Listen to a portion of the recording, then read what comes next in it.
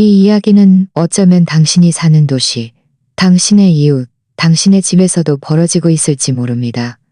부디 끝까지 함께 해주시고 제 이야기가 어디까지 전해졌는지 알려주십시오. 서울중앙병원에서 15일간의 입원 생활을 마치고 집으로 돌아왔을 때 며느리 김지은이 문을 가로막고 차갑게 말했습니다. 저희 부모님이 이사 오셨어요. 그분들 신기 건드리지 않는 게 좋을 거예요. 저는 그저 옅게 웃으며 말했습니다. 마음껏 누리세요.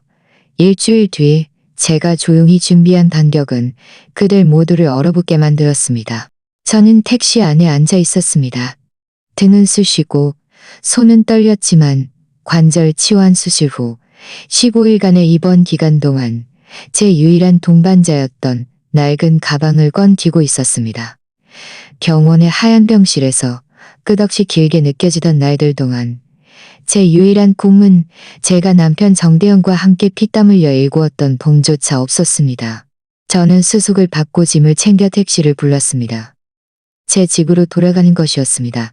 하지만 아무도 저를 마중 나오지 않았습니다.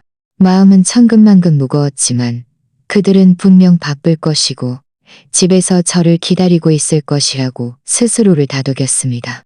어디로 가실 건가요? 기사가 무미건조한 목소리로 물었습니다. 은행나무길 4번지입니다. 하얀 집, 초록색 철문이 있는 곳이요. 저는 최대한 침착하게 대답하려고 노력했습니다.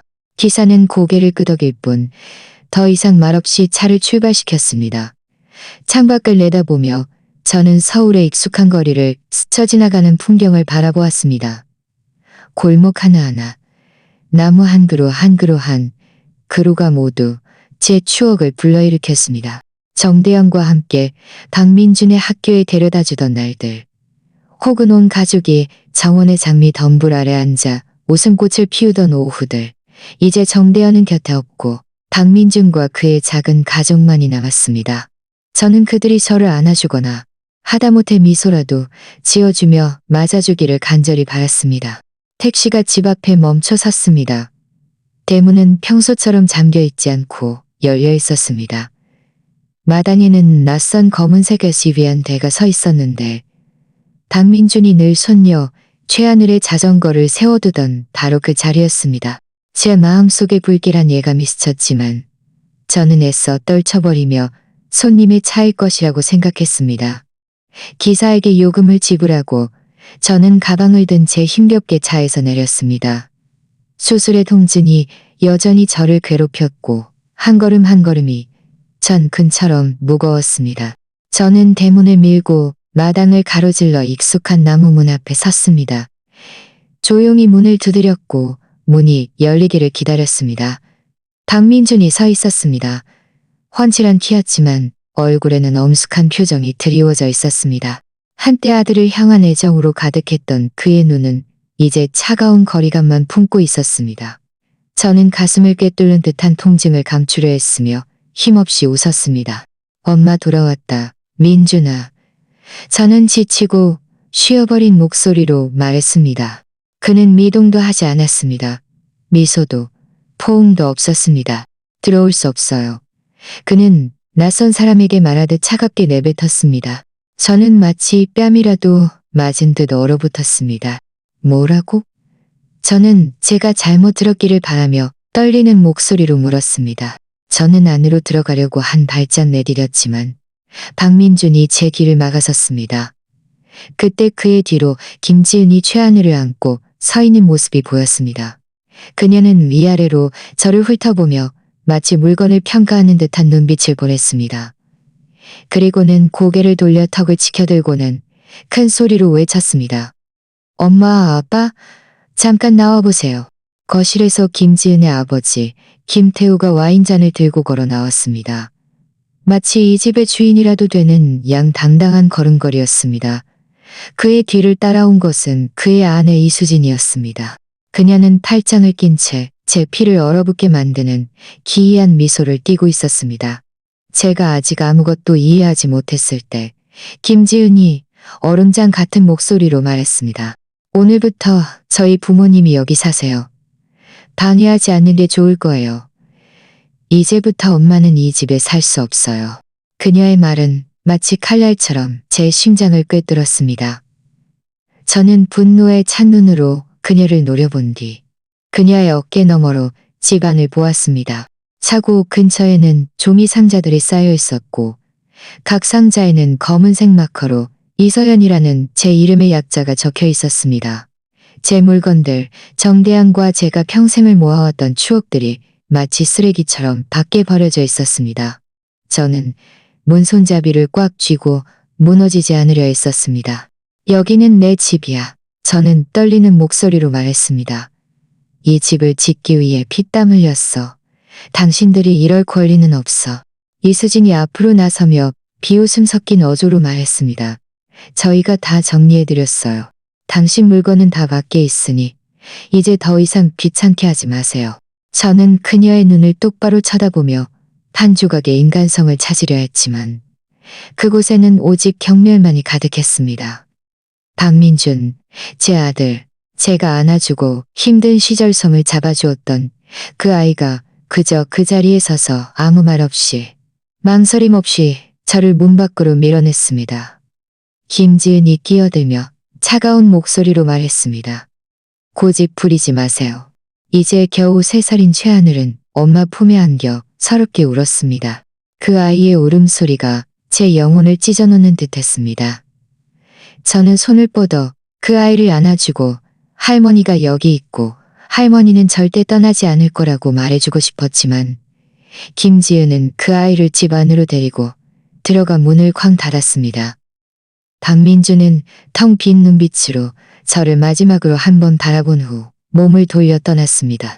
무거운 나무 문이 제 앞에서 닫히는 그 육중한 소리는 마치 제 세상 전체가 봉쇄되는 것 같았습니다. 저는 문턱에 멍하니 서 있었습니다. 저녁 햇살이 차고 옆에 쌓인 종이상자 위로 쏟아져 내렸고 문 닫히는 소리는 제 마음속에 남아있던 모든 것을 산산조각 내는 망치 소리처럼 귓가에 맴돌았습니다. 제 집 옆집에 20년 넘게 살아온 박미경 여사가 천천히 걸어왔습니다. 그녀는 걸음을 멈추고 저를 동정 어린 눈빛으로 바라보며 마치 뭔가 말하고 싶어 하는 듯 했지만 결국 고개를 저으며 제 갈 길을 갔습니다. 저는 그녀를 불러세워 혹시 아는 것이 없는지 묻고 싶었지만 목구멍이 막혀 아무 말도 할 수 없었습니다. 저는 그곳에 홀로 서서 제 인생이 담긴 종이 상자들이 마치 쓰레기처럼 버려진 채로 서 있었습니다. 저는 발길을 질질 끌며 종이 상자 앞으로 걸어가 무릎을 꿇었습니다. 떨리는 손으로 상자 하나를 열었습니다. 그 안에는 제 옷들이 뒤죽박죽 구겨져 있었고 가족 사진과 작은 소품들이 섞여 있었습니다. 어머니가 결혼 선물로 주신 찻잔 하나가 조용히 놓여 있었는데 가장자리가 살짝 깨져 있었습니다. 저는 그것을 집어들고 금이 간 부분을 손가락으로 쓸었습니다. 가슴 속으로 통증이 퍼져나가는 것을 느다. 그것은 추억이었고 정대양과 제가 함께 삶을 일구었던 날들이었습니다. 저는 찻잔을 품에 꼭 안고 눈물을 흘리며 나지막이 중얼거렸습니다. 민준아, 왜 그랬니? 하지만 바람만이 제게 대답했습니다. 갑자기 대문이 열렸습니다. 저는 박민준이 마음을 바꿨을지도 모른다는 한 줄기 희망을 품고 고개를 들었습니다. 그가 달려와 저를 안아주고 사과하며 모든 것이 오해였다고 말할 줄 알았습니다. 하지만 그는 그저 그 자리에 서서 눈빛을 번뜩이더니 서류 뭉치를 계단에 던져놓았습니다. 이건 위임 계약서예요. 엄마가 직접 서명했어요. 그는 아무런 감정 없는 차가운 목소리로 말했습니다. 모든 것이 합법적이니까 소란 피울 생각하지 마세요. 저는 떨리는 손으로 서류들을 집어들었습니다. 얇은 종이들이었지만 제 가슴을 돌덩이처럼 짓눌렀습니다. 제 서명이 거기 있었습니다. 제가 수없이 해왔던 바로 그 서명. 하지만 자세히 살펴보자 저는 얼어붙었습니다. 서울중앙병원에서 수술을 받기 전 제가 거의 정신을 잃었을 때 김지은이 제게 가져다 주었던 서류들이었습니다. 그녀는 달콤하게 웃으며 이것이 보험료, 지불 양식이라고 말했었습니다. 제가 다 처리할게요. 그녀는 꿀처럼 달콤한 목소리로 말했고 저는 그녀를 믿었습니다. 한 글자도 읽지 않고 서명했습니다. 그녀가 제 며느리이고 가족이라고 생각했으니까요. 서류에는 모든 부동산과 재산을 박민준과 김지은에게 위임한다고 명확히 적혀 있었습니다. 은행나무길의 집, 제가 평생을 모아왔던 돈, 정대현과 제가 힘들게 일구었던 모든 것이 이제 그들의 것이었습니다. 저는 고개를 들어 김태우가 문 앞에 서서 마치 모든 것이 당연하다는 듯 어깨를 으쓱하는 것을 보았습니다. 봤죠? 모든 게 합법적이에요. 그는 능글맞은 사업가 어조로 말했습니다. 이제 당신은 이 집과 아무 상관도 없어요. 김지은의 어머니 이수진이 그의 뒤에 서서 연민이 섞인 듯 고개를 저었지만 그녀의 차갑고 경멸적인 눈빛 속에 진실이 있었습니다. 그녀는 저를 동정하는 것이 아니었습니다. 아들에게 배신당한 나약한 노파인 저를 비웃고 있었습니다. 저는 침착함을 유지하려 했었지만 질문을 할 때 제 목소리는 떨렸습니다. 그럼 제 예금은요? 돈이 없으면 어떻게 살아요? 저는 박민준을 똑바로 쳐다보며 적어도 그가 어머니를 변호하는 말을 한마디라도 해주기를 바랐습니다. 하지만 박민준은 그림자처럼 고개를 숙인 채 침묵할 뿐이었습니다. 김지은이 다시 나타났습니다.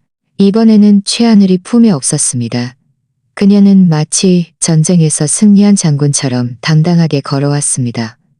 엄마는 더 이상 재정을 관리할 능력이 없어요.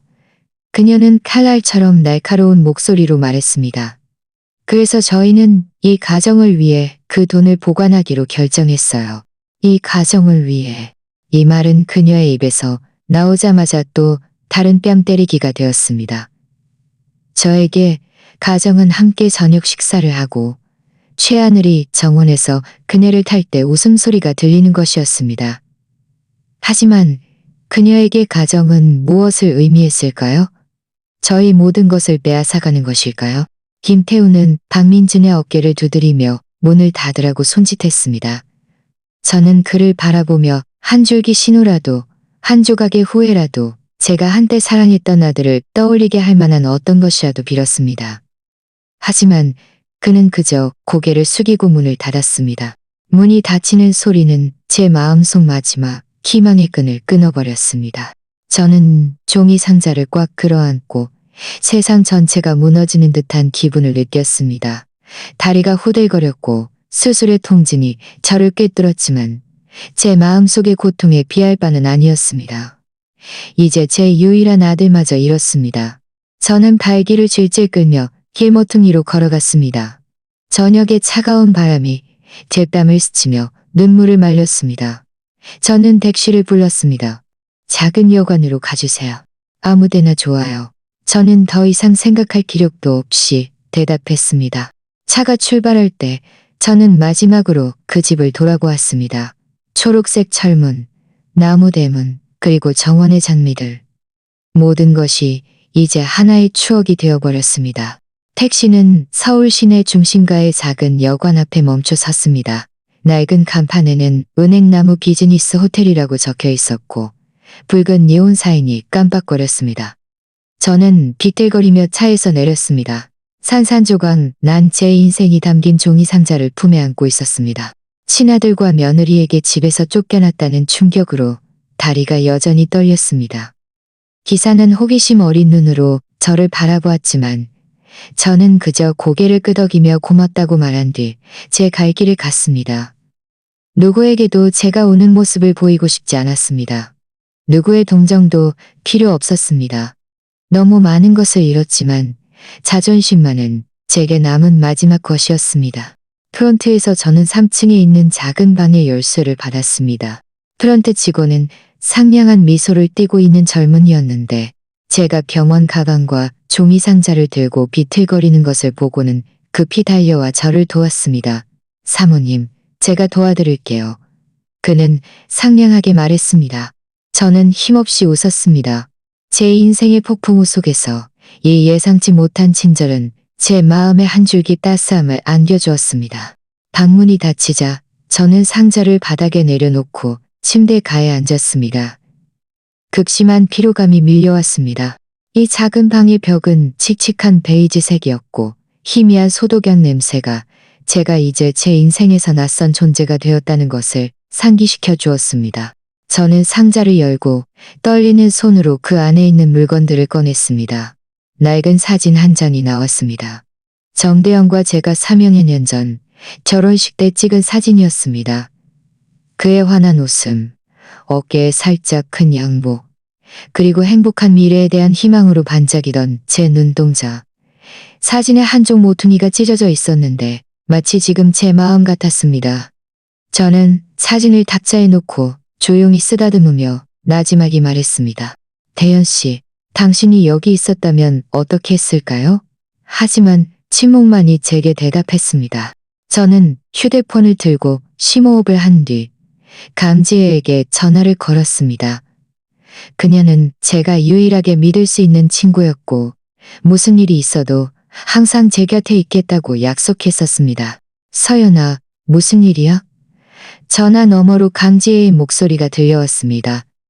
따뜻했지만 걱정이 가득했습니다. 그녀가 바쁘게 움직이는 소리도 들렸는데 마치 그녀도 뭔가 잘못되었음을 감지한 듯했습니다.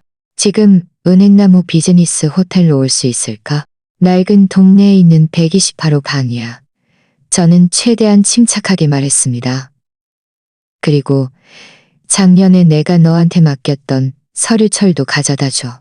그녀는 더 이상 묻지 않고 단호하게 대답했습니다. 지금 바로 갈게. 그녀의 목소리에 담긴 결단력은 마치 어둠 속에서 한 줄기 빛이 켠 것 같은 기분을 느끼게 했습니다. 1시간 뒤 강지혜가 낡은 가죽 서류 가방을 들고 나타났습니다. 그녀는 방으로 들어와 가방을 탁자 위에 놓고 잠금 장치를 열었습니다. 그 안에서 작년에 정대현이 돌아가신 후 제가 그녀에게 맡겼던 은행 서류 뭉치를 꺼냈습니다. 서연아, 내가 은행에 확인해 봤어. 그녀는 단호하게 말했지만 눈에는 불안감이 스쳤습니다. 네가 입원해 있는 동안 4천만 원이 넘는 돈이 불법적으로 인출된 기록이 있어. 무슨 일이야? 목이 메어 넘어질 것 같아 앉아야만 했습니다. 4천만 원. 그것은 정대영과 제가 평생을 아끼고 아껴 모아왔던 돈이었습니다. 재봉틀 가게에서 힘들게 일하던 날들부터 박민준이 아팠을 때 밤새 그를 간호하던 시간들. 그리고 그에게 책을 사주기 위해 저희가 아끼고 아꼈던 모든 순간들이 담긴 돈이었습니다. 모든 것이 사라졌습니다. 저는 그녀에게 모든 것을 이야기했습니다. 문이 제 앞에서 쾅 닫혔던 고통스러운 순간들, 쌓여있던 종이 상자들, 그리고 김지은이 제가 더 이상 재정을 관리할 능력이 없다고 차갑게 말했던 그 말들. 제가 내뱉는 말 한마디가 마치 심장을 찌르는 칼날 같았지만 말해야만 했습니다. 강지혜에게 제가 가족에게 배신당했다는 것을 이해시켜야만 했습니다. 강지혜는 저를 방해하지 않고 조용히 들었지만 그녀의 손이 탁자 모서리를 꽉 쥐고 있고 눈에 분노가 치미는 것을 보았습니다. 제가 말을 마치자 그녀는 제 맞은편에 앉아 단호하게 말했습니다. 그러니까 그들은 집뿐만 아니라 네 돈까지 싹 다 가로챘다는 거네? 박민준이 네 은행 비밀번호를 알고 있었니? 저는 목이 메어 고개를 끄덕였습니다. 대여 씨가 돌아가신 후부터 제가 민준이한테 주기적으로 비밀번호를 바꿔달라고 부탁했어. 난 그 애가 내 아들이니까 믿을 수 있다고 생각했어. 제 목소리가 흐느껴 다시 눈물이 흘러내렸습니다. 저는 박민준이 저를 돌봐줄 것이라고 믿었기 때문에 모든 것을 그에게 맡겼습니다. 제가 수년 동안 그를 돌봐왔던 것처럼 말입니다. 하지만 그는 그 신뢰를 이용하여 제 모든 것을 훔쳐갔습니다. 강지혜는 노트북을 열고 빠르게 타이핑했습니다. 그리고는 화면을 제게 돌렸습니다. 화면에는 김행김 투자라는 회사로 거액이 이체된 은행 거래 기록이 나타났습니다. 이 회사는 김태우의 이름으로 등록되어 있었습니다. 강지혜는 손가락으로 화면을 가리키며 말했습니다. 이건 우연이 아니야, 서연아. 조사 결과 김씨 일가가 최근에 네 동네에 많은 부동산을 사들인 것을 발견했어. 저는 탁자 모서리를 꽉 쥐었고 손가락이 나무에 박혔습니다. 은행나무길 동네. 제가 30년 넘게 살아온 곳. 그곳의 이웃들, 나무 한 그루의 이름까지 제가 다 아는 곳. 그 집들은 단순한 부동산이 아니었습니다. 박미경 여사나 최영수 아저씨 같은 사람들의 삶이었습니다. 그들은 수년 동안 저와 기쁨과 슬픔을 함께 나누었던 사람들이었습니다.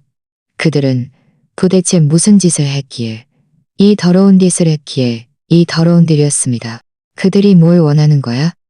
저는 분노와 떨림이 섞인 목소리로 물었습니다. 내 집, 내 돈을 가져갔는데 이제는 동네 전체까지 빼앗으려는 거야. 강지혜는 제게 물병을 건네주었습니다. 그녀의 눈빛은 부드러웠지만 여전히 단호했습니다. 우리는 이런 일이 일어나도록 두지 않을 거야. 하지만 먼저 그들의 전체 계획을 파악해야 해. 다음 날 아침, 해가 뜨자마자 저는 이미 강지혜의 차에 앉아 시내 중심가의 공증사무소로 향하고 있었습니다. 그날 밤 저는 거의 잠을 자지 못했습니다. 박민준, 김지은, 그리고 김태우와 이수진의 경멸적인 눈빛이 끊임없이 제 머릿속을 맴돌았습니다. 하지만 고통은 결심으로 변하기 시작했습니다. 저는 더 이상 제 집 문 앞에서 말없이 서 있던 나약한 여자가 아니었습니다. 저는 싸워야 했습니다. 저 자신뿐만 아니라 김씨 일가의 탐욕에 휘말린 박미경 여사 같은 이웃들을 위해서도 말입니다. 강지혜는 운전에 집중했지만 가끔씩 제게 격려의 미소를 보냈습니다. 오늘 우리는 진실을 밝혀낼 거야. 서연아. 그녀는 단호하게 말했습니다. 저는 고개를 끄덕이며 정대한의 사진이 들어있는 낡은 가방을 꽉 쥐었습니다. 마치 그것이 부적이라도 되는 양말입니다. 공증사무소는 낡은 건물이 있었습니다. 벽은 옅은 노란색이었고 공기 중에는 낡은 종이와 잉크 냄새가 가득했습니다. 강지혜는 변호사 신분증을 제시하고 아는 직원과 몇 마디 이야기를 나누자 우리는 작은 방으로 안내되었습니다. 탁자 위에는 이미 두꺼운 서류 뭉치가 놓여 있었습니다. 원형 안경을 쓴 중년 남성 직원은 서류를 우리 쪽으로 밀어주었습니다. 이것들은 은행나무길 동네에 지난 1년간 모든 부동산 거래 기록입니다. 그는 무미건조한 어조로 말했습니다. 저는 서류를 열었습니다. 페이지를 넘길 때 손이 떨렸습니다. 매매 계약서들이 연이어 나타났고 매수자는 모두 김앤김 투자였습니다. 박미경 여사의 떨리는 서명을 보았을 때 저는 멈칫했습니다. 제가 집에서 쫓겨나던 날 그녀의 슬픈 눈빛이 떠올랐습니다. 그녀는 곧 이사해야 할 것이라고 중얼거렸습니다. 그들이 박미경 여사님을 속였어요. 저는 갈라지는 목소리로 말했습니다. 박미경 여사님은 진실을 알았다면 절대 집을 팔지 않았을 거예요. 강지혜는 손가락으로 탁자를 가볍게 두드리며 날카로운 눈빛을 보냈습니다. 어젯밤에 인터넷을 검색해봤어. 그들은 정부가 새로운 도시 개발 계획을 승인할 것으로 예상하고 땅을 사들이고 있는 것 같아. 만약 계획이 통과되면 땅값이 10배로 뛸 거야. 그녀의 말은 마치 번개처럼 제 머릿속에 안개를 걷어냈습니다. 이것은 단지 제 집만의 문제가 아니었습니다. 이것은 은행나무길 동네 전체를 겨냥한 더 큰 음모였습니다. 저는 주먹을 꽉 쥐었고 손톱이 손바닥을 파고들었습니다. 그럼 우리는 그들을 막아야 해. 저는 이전보다 더 단호한 목소리로 대답했습니다. 그들이 모든 것을 합법화하기 전에. 사무실에서 돌아오는 길에 강지혜의 전화가 울렸습니다. 그녀는 심각한 목소리로 전화를 받았습니다. 이원석 국장님, 새로운 소식이라도 있나요? 전화 너머에는 시청 도시개발국 소속의 중견 공무원 이원석이 있었습니다. 그는 강지혜와 법대 동창이었습니다. 김앤김 투자에서 쇼핑몰 건설 허가를 신청하고 있습니다. 이원석 국장님은 낮고 다급한 목소리로 말했습니다. 서류는 승인을 기다리고 있습니다. 만약 그들이 허가를 받으면 그 땅을 완전히 통제하게 될 겁니다. 강지혜는 눈살을 찌푸리며 저를 쳐다보았습니다. 감사합니다. 이원석 국장님. 계속 연락 주세요. 그녀는 전화를 끊고 제게 몸을 돌렸습니다. 만약 그들이 승인받으면 너는 어떤 것도 되찾을 기회가 없을 거야. 서연아. 그녀의 말은 마치 찬물을 끼얹는 것 같았습니다. 저는 진실을 마주할 준비가 되었다고 생각했지만 영원히 집을 잃는다는 생각은 여전히 제 마음을 찢어놓았습니다. 그 집은 단순한 거주 공간이 아니었습니다. 그것은 정대영과 제가 그리고 어릴 적 박민준과 함께 장미정원에서 웃음꽃을 피웠던 날들의 추억이 담긴 피난처였습니다. 그들이 제 모든 것을 빼앗아가도록 내버려둘 수는 없었습니다. 그럼 어떻게 해야 해? 저는 떨리지만 결심에 찬 목소리로 물었습니다. 그날 오후 시내 중심가의 번잡한 카페에 앉아 있었습니다. 갓볶은 커피 향과 시끄러운 대화 소리가 뒤섞였지만 저는 오직 강지혜의 노트북 화면에만 집중했습니다. 그녀는 김씨의 일가의 가계도를 보여주며 가게 이름을 하나씩 가리켰습니다. 김지은이 주도하는 것 같아. 그녀가 말했습니다. 그녀는 경제학 학위를 가지고 있고 박민준과 결혼하기 전에는 대형 부동산 회사에서 일했어. 김태우와 이수진은 서류상으로만 나타나지만 김지은이 전체 계획을 설계한 사람이야. 저는 침묵했습니다. 그녀의 이미지가 제 머릿속에 깊이 각인되었습니다. 최하늘을 안고 제 집 문 앞에 서서 저를 주저없이 내쫓던 그녀의 모습이 떠올랐습니다. 병원에 있을 때 그녀가 제 앞에 서류 뭉치를 내밀며 달콤하게 웃으며 이건 그냥 보험 신청서예요. 이건 그냥 보험 신청서예요. 라고 말하던 모습도 떠올랐습니다. 그때는 너무 허약해서 읽을 수도 없었고 그녀를 믿고 서명했습니다. 이제야 저는 그것이 미리 개했습니다. 그녀가 저를 속였어요. 저는 말했습니다. 저는 그녀를 딸처럼 대했어요. 강지혜는 제 어깨에 손을 올렸습니다. 그녀의 눈빛은 부드러웠지만 단호했습니다. 네가 동의한다면 내가 김 형사님에게 연락할 수 있어. 전에 한 사건 때문에 그를 알게 되었는데 믿을 만한 사람이야. 그들의 계획이 네 집을 차지하는 것뿐만이 아닐 거라고 의심돼. 하지만 서연아, 주된 증인으로 나서는 것이 쉽지 않을 테니 각오해야 해. 저는 그녀의 눈을 똑바로 쳐다보았고 가슴 속에서 불꽃이 타오르는 것을 느꼈습니다. 모든 것을 되찾을 거예요. 저는 주저없이 대답했습니다. 집, 재산, 그리고 제 이웃들을 위한 정의까지. 그들이 더 이상 누구도 해치지 못하게 할 거예요. 강지혜는 자랑스럽게 웃었습니다. 그럼 당장 시작하자. 그날 밤 저는 여관방으로 돌아왔습니다. 이곳은 이미 익숙하게 느껴지기 시작했습니다. 저는 탁자에 앉아 낡은 수첩을 펼치고 박민준, 김지은, 김태우, 그리고 이수진에 대해 기억하는 모든 세부 사항을 적기 시작했습니다. 그들이 돈에 대해 이야기할 때마다 김지은의 이상한 눈빛, 그녀가 제 계좌에 대해 물어볼 때마다 보이던 호기심, 김태우와 이수진이 우월감을 가지고 방문하던 모습. 어느 날 저녁, 김지은이 저녁 식탁에서 휴대폰을 보며 박민준과 낮은 목소리로 큰 기회에 대해 이야기하던 것이 떠올랐습니다. 그때는 그들이 사업 이야기를 하는 줄 알았지만 오늘에야 저는 그들이 사업 이야기를 하는 줄 알았지만 글을 마친 후 저는 수첩을 덮고 가방에서 정대연의 사진을 꺼냈습니다. 작은 양초 하나를 켜서 그의 사진 옆에 놓았습니다. 흔들리는 촛불이 그의 선량한 얼굴을 비추는 모습이 마치 그가 저를 바라보며 위로해주는 것 같았습니다.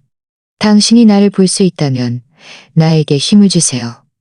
저는 눈물을 흘리며 나심하게 중얼거렸습니다. 그가 살아생전 자주 하던 말이 떠올랐습니다. 서연아, 너는 네가 생각하는 것보다 강해. 절대 누구에게도 무너지지 마. 저는 주먹을 꽉 쥐고 심호흡하다 강해. 절대 누구에게도 무너지지 마. 다음 날 밤, 여관 창문으로 희미한 달빛이 스며들어 제가 앉아있는 탁자 위로 떨어졌을 때 강지혜가 방금 제게 준 팔찌를 쥔 제 손은 떨렸습니다. 그것은 평범한 보석처럼 보였지만 그 안에는 아주 교묘하게 숨겨진 초소형 마이크가 있었습니다. 너무나 교묘해서 자세히 들여다봐야만 찾을 수 있었습니다. 강지혜는 제 앞에 서서 심각하지만 자신감 넘치는 눈빛으로 저를 바라보았습니다. 서연아, 이 계획은 위험해. 그녀는 무거운 목소리로 말했습니다. 그 집에 잠입해서 김 씨 일가가 어떤 허점을 보일지 살펴봐야 해. 하지만 그들이 의심하지 않도록 조심해야 해. 만약 위험하다고 느끼면 이 버튼을 눌러. 그녀는 팔찌 위에 작은 점을 가리켰습니다. 신호는 나에게 직접, 그리고 김영사님에게 전송될 거야. 저는 고개를 끄덕이며 목구멍에 두려움을 애써 삼켰습니다. 그 집으로 돌아가야 한다는 생각. 한때 집이라고 불렀지만 이제는 사기꾼들에게 점령당한 그곳으로 돌아가야 한다는 생각에 심장이 빠르게 뛰었습니다. 하지만 다른 선택의 여지가 없었습니다. 증거를 찾아야만 했습니다. 그들의 계획을 폭로해야만 했습니다. 저 자신뿐만 아니라 그들에게 궁지에 몰린 박미경 여사 같은 이웃들을 위해서도 말입니다. 저는 넉넉한 코트를 입고 팔찌를 소매 밑에 감췄습니다. 강지혜를 바라보며 말했습니다. 준비됐어. 비록 제가 충분한 용기를 가지고 있는지 확신할 수 없었지만 말입니다. 밤 5시쯤 저는 아는 기사에게서 택시를 빌렸습니다. 그에게 은행나무길 초입에 내려달라고 부탁했습니다. 그곳은 가로등 불빛이 거의 닿지 않는 어두운 곳이었습니다. 제 집이 어둠 속에 나타났습니다. 거실에는 불이 켜져 있었고 김태우의 검은색 SUV가 문 앞에 주차되어 있는 것이 마치 저를 조롱하는 것 같았습니다. 저는 심호흡을 하고 차에서 내렸습니다. 이길 수 있을지 알 수 없는 전쟁 속으로 걸어 들어가는 기분이었습니다. 김영사님의 지시에 따라 저는 뒷마당으로 이어지는 좁은 골목길을 따라갔습니다. 박민준이 어릴 적 약을 먹지 않고 몰래 빠져나가곤 했던 바로 그 길. 그때는 그에게 부주의하다고 꾸짖었지만 이제 이 길은 정의로 향하는 제 유일한 입구였습니다. 주방 뒷문이 반쯤 열려 있어 안에서 들려오는 소리를 들을 수 있었습니다. 저는 벽에 바싹 붙어 섰고 심장이 가슴속에서 격렬하게 뛰었으며 숨을 죽이려 했었습니다. 안에서는 김태우가 식탁에 앉아 있었고 그의 앞에는 두꺼운 서류 뭉치가 놓여 있었습니다. 그는 계산적인 어조로 말했습니다. 이서연 이름으로 5천만 원 대출을 받을 수 있어. 서명만 위조하면 은행은 의심하지 않을 거야. 이수진은 그의 옆에서 와인잔을 들고 비웃음 섞인 미소를 지으며 고개를 끄덕였습니다. 그녀는 이제 쓸모없어. 몇 번만 더 서명하면 우리 것이 되는 거야. 키가 끓어오르는 것을 느꼈지만 저는 침착함을 유지하려 했었습니다. 손을 팔찌로 가져가 녹음 버튼을 눌렀습니다. 딸깍 하는 미세한 소리가 들렸습니다. 그들이 하는 말 한마디 한마디가 모두 녹음되기를 기도했습니다. 그들의 말은 칼날처럼 제 심장을 찔렀지만 이것이 바로 제가 필요한 증거였습니다. 저는 미동도 하지 않고 숨을 죽인 채 모든 말을 들었습니다. 갑자기 김태우의 휴대폰이 울렸습니다. 그는 스피커폰을 켰고 김지은의 목소리가 방 전체를 채웠습니다. 차갑고 희미한 긴장감이 느껴졌습니다. 아빠, 박민준이 아직 망설이고 있어요. 제가 더 이상 물러설 곳이 없다고 말했는데도 계속 엄마를 다치게 하고 싶지 않다고 말해요. 내가 처리할게. 김태우는 웃으며 탁자를 3개 쳤습니다. 그는 선택권이 없어. 김지은, 그를 강제로 시켜. 만약 그가 우리를 배신하면 다른 사람들을 처리했던 것처럼 그도 버릴 거야. 그의 말에 제 피가 얼어붙었습니다. 다른 사람들은 누구였을까요? 박미경 여사나 저처럼 그들에게 파괴된 사람이 얼마나 더 있을까요? 그리고 박민준, 제 아들은 강요당한 것일까요? 아니면 정말로 그들 편에 서기로 선택한 것일까요? 저는 그가 고의가 아니었을 것이라고 믿고 싶었습니다. 그의 마음 깊은 곳 어딘가에는 아직 한 조각의 양심이 남아있을 것이라고 말입니다. 하지만 제 마음속의 고통은 너무 많은 희망을 품는 것을 허락하지 않았습니다. 저는 숨을 죽이고 심장이 가슴속에서 격렬하게 뛰는 것을 느끼며 그들이 하는 말 한마디 한마디를 녹음하려고 했었습니다. 하지만 몸을 돌려 떠나려 할 때 제 발이 뒷마당에 작은 화분을 건드렸습니다. 어둠 속에서 쨍그랑 하는 소리가 났습니다. 미세했지만 정막을 깨기에는 충분했습니다. 김태우는 맹렬하게 몸을 돌렸습니다. 칼날처럼 날카로운 그의 시선이 문틈을 훑었습니다. 누구야? 그는 위협적인 목소리로 외쳤습니다. 저는 너무 놀랐습니다. 재빨리 출구로 물러섰지만 스스로 여전히 허약한 다리는 제가 생각했던 것보다 느렸습니다. 제가 도망치기도 전에 김태우가 튀어나왔습니다. 그의 거대한 손이 제 손목을 꽉 잡았고 너무나 세게 쥐어저는 비명을 지르지 않기 위해 이를 악물어야 했습니다. 담이 돌아와? 이서연. 그는 눈에 분노를 불태우며 포효했습니다. 그의 숨결에서 풍기는 술 냄새가 저를 뒤로 물러나게 하고 싶었지만 그는 저를 꽉 잡고 도망칠 기회를 주지 않았습니다. 제 손목의 통증이 계속 퍼져나갔고 마치 김태우가 제 뼈를 부수는 듯한 날카로운 고통이 느껴졌습니다.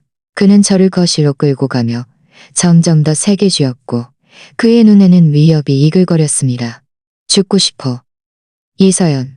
이수진이 뒤에 서서 얼굴이 창백해진 채 손에 든 와인잔을 떨고 있었지만 그녀는 개입하지 않았습니다.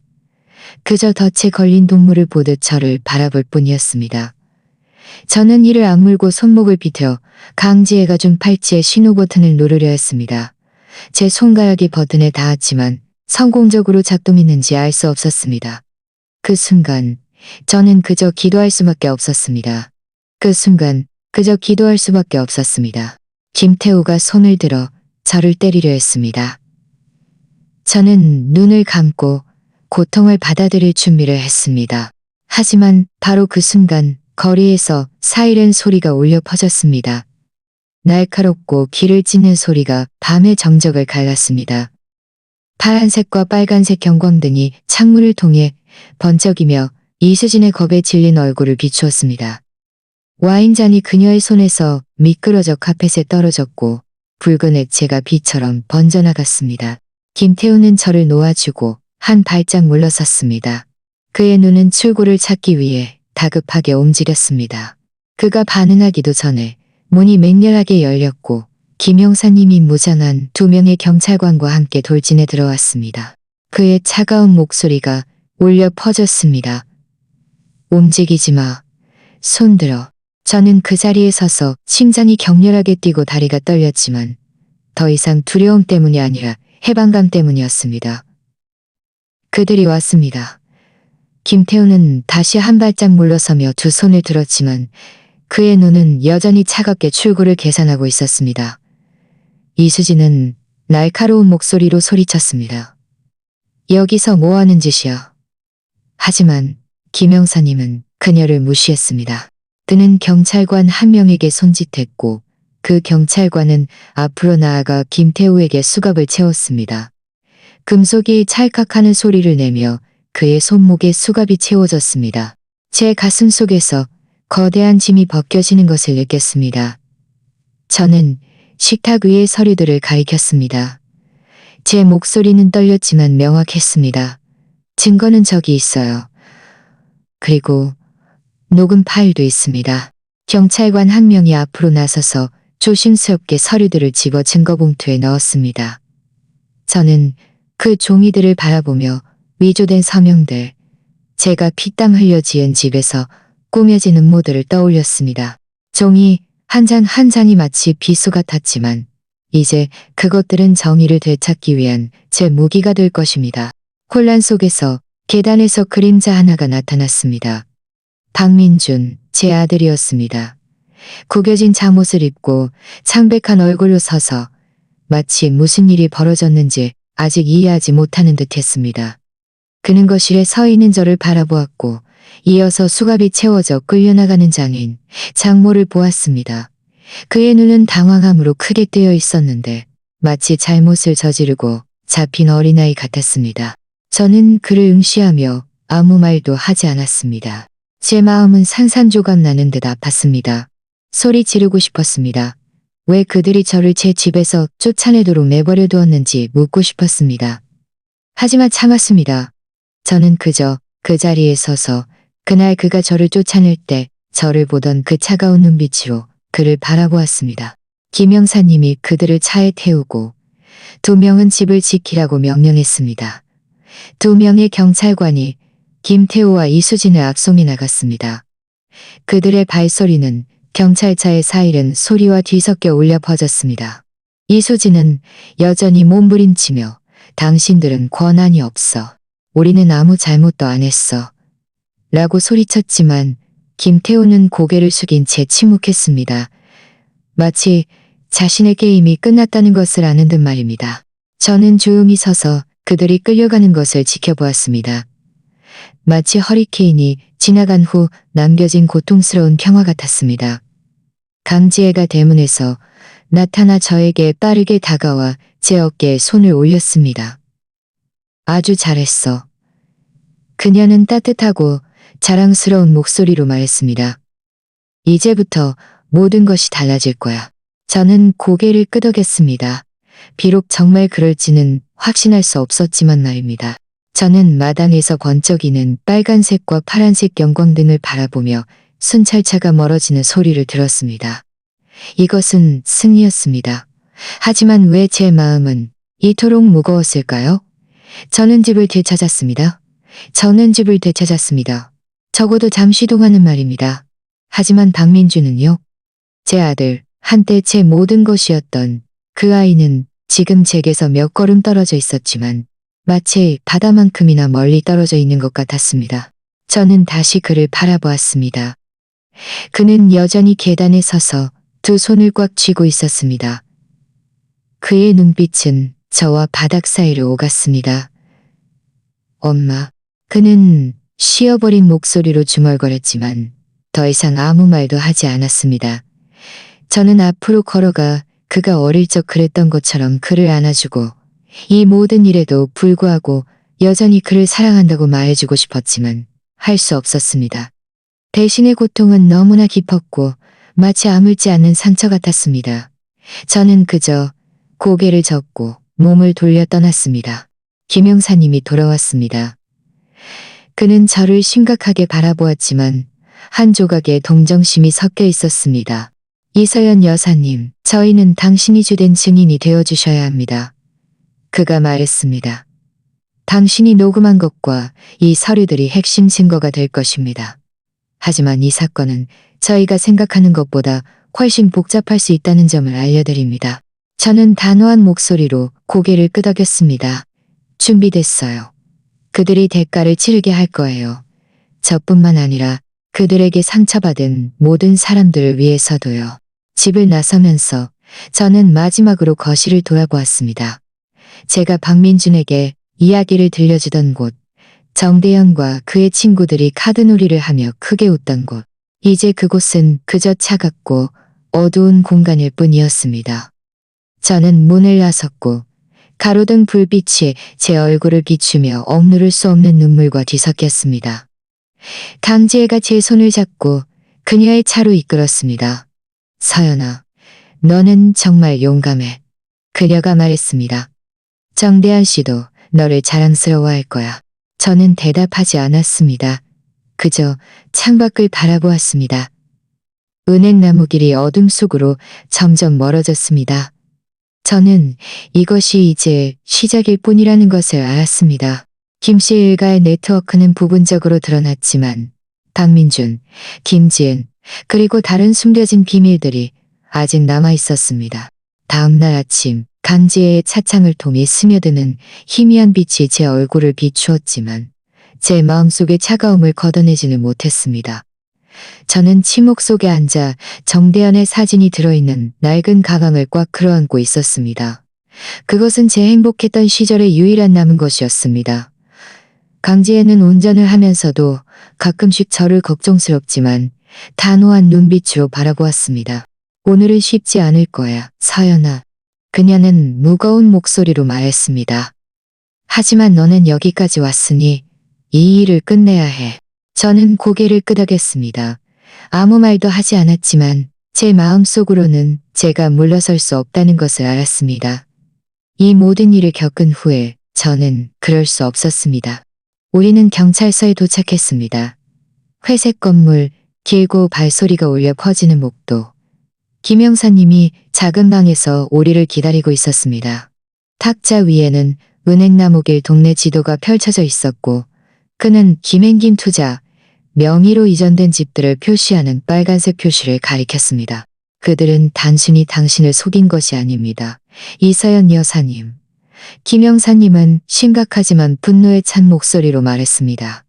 이것은 조직적인 사기 네트워크입니다. 그들은 신뢰와 정보의 불균형을 이용하여 동네 수십 명을 대상으로 주택과 토지를 강탈했습니다. 우리는 이 네트워크 전체를 막아야 합니다. 저는 지도를 바라보았습니다. 그 빨간색 표시들은 제가 한때 사랑했던 동네에 난 피 흘리는 상처 같았습니다. 표시 하나하나가 하나의 이야기였고 궁지에 몰린 한 가족의 이야기였습니다. 박미경 여사님이 이사해야 할 것이라고 말했을 때 그 슬픈 눈빛이 떠올랐습니다. 명절마다 제게 단팥빵을 가져다 주던 이웃 최영수 아저씨도 떠올랐습니다. 그들 모두 저와 마찬가지로 피해자였습니다. 제가 돕겠습니다. 저는 단호하게 말했습니다. 김 형사님은 협력 약속서를 제게 내밀었습니다. 저는 제 이름을 서명했습니다. 획 하나하나가 약속이었습니다. 더 이상 그들이 누구도 해치도록 내버려두지 않을 것이라는 약속. 그날 오후 경찰차 한 대가 조용히 은행나무길 동네로 들어섰습니다. 저는 김 형사님의 차에 앉아 있었고 멀리서 제 집이 나타나자 심장이 빠르게 뛰었습니다. 그 초록색 철문은 여전히 그곳에 있었지만 더 이상 집으로 향하는 입구가 아니라 제가 마주해야 할 전쟁터였습니다. 김 형사님은 저를 바라보며 무거운 어조로 말했습니다. 당신은 저희와 함께 가서 부동산과 그 안에 있는 사람들을 지목할 것입니다. 언제라도 불편함을 느끼면 바로 말씀해 주십시오. 비록 제가 박민준과 김지은이 체포되는 가장 고통스러운 일을 마주하게 될 것이라는 것을 마음속으로 알고 있었지만 말입니다. 차가 멈췄을 때 저는 박민준이 문턱에 서서 초조하게 손톱을 물어뜯는 것을 보았습니다.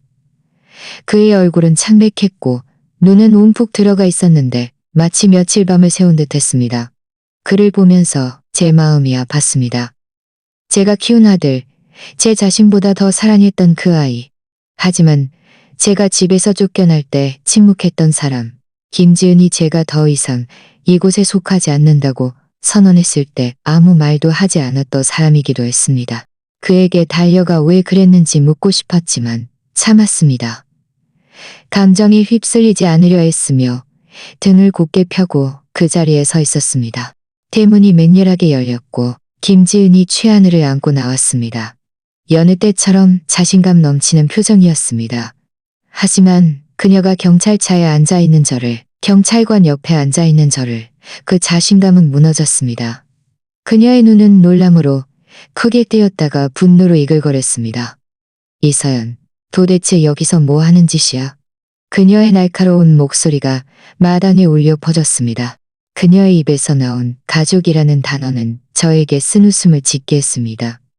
가족? 가족의 시어머니를 집에서 내쫓고 그녀의 모든 것을 빼앗아가지 않습니다. 저는 차에서 내려 똑바로 서서 그녀의 눈을 똑바로 쳐다보았습니다. 저에게 가족은 당신이 그날 제 얼굴에 문을 쾅 닫았을 때 이미 존재하지 않았어요. 저는 침착하지만 날카로운 목소리로 말했습니다. 제 말은 칼날 같았습니다. 김 형사님이 손짓하자 두 명의 형사가 김지은을 제압하러 달려갔습니다. 그녀는 몸부림치며 소리쳤습니다. 당신들은 권한이 없어. 나는 아이의 엄마란 말이야. 하지만 수갑의 찰칵 소리가 그녀의 말을 끊었습니다. 이웃들이 집 앞에 모여들기 시작했고 웅성거리는 소리와 손가락질하는 소리가 혼란스러운 소음으로 뒤섞였습니다. 최하늘, 제 작은 아기는 엄마에게서 떨어지자 서럽게 울었습니다. 여경 한 명이 조심스럽게 그 아이를 안아 다른 차로 데려가 아동보호기관으로 보낼 준비를 했습니다.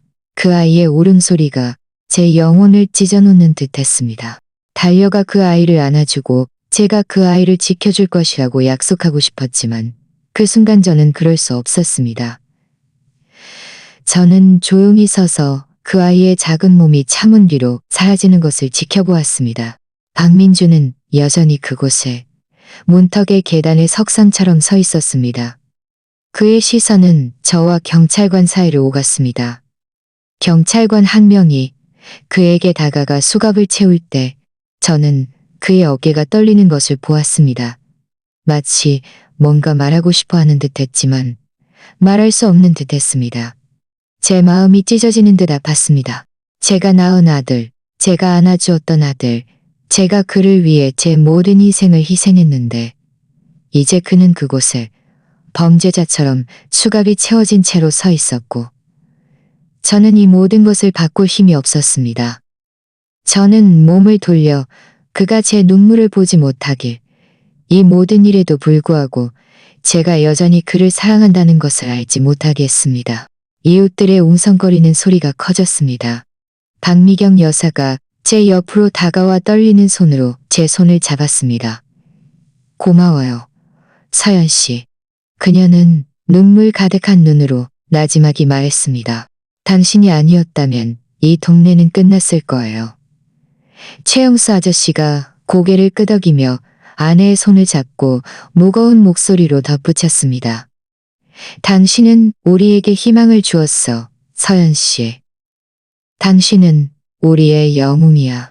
저는 옅게 웃었고 마음속에 따스함이 밀려왔습니다. 마치 겨울 햇살이 저를 어루만지는 것 같았습니다. 저는 그저 옳은 일을 했을 뿐이에요. 저는 대답하며 그들을 안으로 초대했습니다. 우리는 탁자에 둘러앉아 예전처럼 동네 이야기를 나누었습니다. 며칠 뒤 새로 이사온 이웃 정유리가 문을 두드렸습니다. 이서연 여사님, 이번 주말에 제가 대학교에서 독서 모임을 주최하는데요. 그녀는 흥분해서 말했습니다. 함께 오시겠어요? 좋아하실 것 같아요. 저는 잠시 망설였지만 정유리의 진심 어린 눈빛에 고개를 끄덕였습니다. 좋아요. 갈게요. 그것은 제가 스스로를 가두었던 곳에서 벗어나 지역사회 활동에 참여하고 낯선 사람들과 대화하기 시작한 첫걸음이었습니다. 하지만 그들은 저에게 다시 살아있는 기분을 느끼게 해주었습니다. 저는 주민센터 회의부터 자원봉사 수업에 이르기까지 더 적극적으로 참여하기 시작했습니다. 한 걸음 한 걸음이 제 마음의 상처를 치유하는 방식이었습니다. 어느 날 강지혜와 제가 동네 카페에 있을 때 저는 그녀에게 재정적으로 학대받는 노인들을 위한 법률 지원 기금을 설립하자는 아이디어를 이야기했습니다. 그것을 정대현 기념재단이라고 이름 짓고 싶어요. 저는 떨리는 목소리로 말했습니다. 그 일을 기리고 저나 박미경 여사님 같은 사람들이 혼자 싸울 필요가 없도록 하기 위해서요. 강지혜는 제 손을 잡았고 그녀의 눈은 빛으로 반짝였습니다. 서연아, 정말 멋진 생각이야. 내가 도와줄게. 몇 달 후 재단은 주민센터에서 열린 작은 행사에서 설립되었습니다. 저는 마이크 앞에 서서 은행나무길 동네의 익숙한 얼굴들과 지원을 위해 찾아온 새로운 친구들을 바라보았습니다. 누구도 혼자 싸워서는 안 됩니다. 저는 떨리지만 단호한 목소리로 말했습니다. 저는 저만을 위한 것이 아니라 한때 목소리를 빼앗겼던 모든 사람들을 위한 것입니다. 저는 많은 것을 잃었지만, 전에는 많은 것을 잃었지만 박수 소리가 홀 전체를 가득 채웠습니다. 박미경 여사님이 눈물을 닦는 것을 보았고 정유리는 미소 지었으며 강지혜는 자랑스럽게 고개를 끄덕였습니다. 그날 밤 저는 뒷마당에 앉아 있었습니다. 촛불이 정대현의 사진 옆에서 흔들렸고 장미의 부드러운 향기는 우리가 함께 나누었던 행복한 시간들을 떠올리게 했습니다. 저는 손가락으로 사진을 쓰다듬으며 나지막이 말했습니다. 고마워요. 저에게 이 집을 지키고 저 자신을 찾을 힘을 주셔서. 눈물이 제 뺨을 타고 흘러내렸지만 이번에는 단순히 슬픔의 눈물이 아니었습니다. 그것은 해방의 눈물, 희망의 눈물, 제가 옳은 일을 했고 폭풍을 이겨내고 더 강해졌다는 것을 아는 눈물이었습니다. 그 순간 저는 그가 어딘가에서 저를 향해 웃고 있다는 것을 알았습니다. 저희가 들려드린 이 이야기는 허구이지만 실제 사건들을 바탕으로 합니다. 관련된 사람들의 신원을 보호하기 위해 이름과 장소는 변경되었습니다. 저희는 이 이야기를 판단하기 위해서가 아니라 누군가 이 이야기를 듣고 생각하기를 바라며 들려드립니다. 얼마나 많은 어머니들이 자신의 집에서 말없이 고통받고 있을까요? 만약 당신이라면 어떻게 하시겠습니까? 평화를 유지하기 위해 침묵을 선택하시겠습니까? 아니면 모든 것에 맞서 자신의 목소리를 되찾기 위해 용기를 내시겠습니까? 당신의 생각을 알고 싶습니다. 왜냐하면 모든 이야기는 다른 사람들의 길을 밝혀줄 수 있는 촛불이기 때문입니다. 저는 선행에는 보답이 있고 하늘은 모든 것을 지켜보며 용기가 우리를 더 나은 날로 이끌 것이라고 믿습니다.